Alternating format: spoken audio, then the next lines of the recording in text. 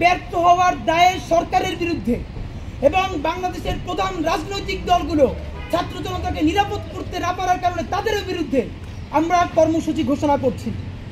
আমরা 3 দিন সময় দিলাম।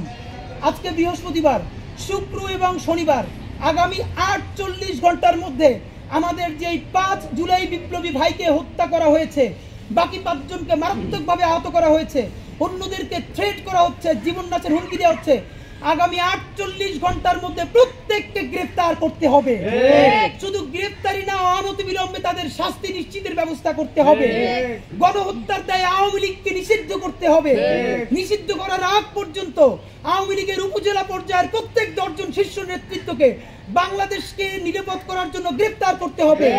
যদি আগামী শুক্র এবং শনিবারের মধ্যে না পারে, তাহলে আগামী রবিবার 22শে ডিসেম্বর রবিবার ঠিক 12টায় শাহবাগ জাদুঘরের সামনে থেকে মিছিল নিয়ে আমরা ইনকিলাব মঞ্চের পক্ষ থেকে ছাত্র জনতা প্রধান উপদেষ্টার বাসভবনের সামনে যাব ছাত্র জনতার অনশন কর্মসূচি পালন করার জন্য।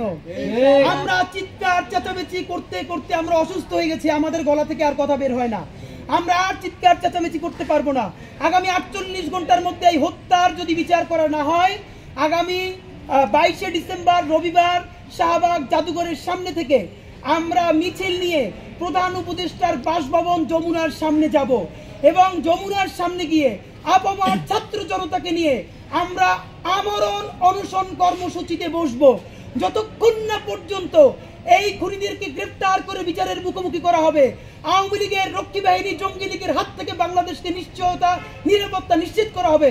ততক্ষণ পর্যন্ত আমরা প্রধান উপদেষ্টার বাসভবনের সামনে অনশন কর্মসূচি জারি রাখবো।